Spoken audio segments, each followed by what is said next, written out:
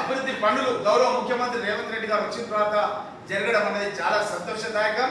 ఇవన్నీ కూడా గుర్తించి నేను పడుతున్నటువంటి కష్టాన్ని గుర్తించి పార్టీ అధిష్టానం ముఖ్యమంత్రి గారు మీనాక్షి నటరాజన్ గారు మన జనహిత పాదయాత్ర కూడా మన మహేష్ కుమార్ గౌడ్ గారి నేతృత్వంలో జరిగినటువంటి పాదయాత్ర కూడా మహేష్ కుమార్ గౌడ్ గారు పరిగణించే పెట్టాలి. కాంగ్రెస్ పార్టీ కట్టుబడి గ్రాండ్ ఫాదర్ నుంచి నా కొడుకు డాక్టర్ రితిక్ రెడ్డి కూడా పిసిసి మెంబర్ గా ఉన్నాడు.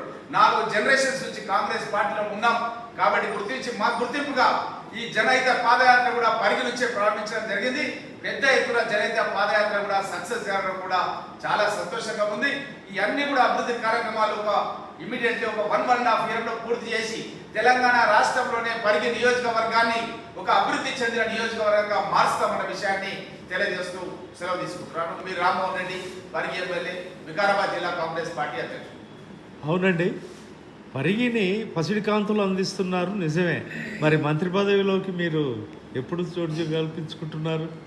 అధిష్టానం ఎప్పుడు ఆలోచన చేసి వాళ్ళు ఎప్పుడు మంత్రివర్గ విస్తరణ చేపడితే అప్పుడు తప్పకుండా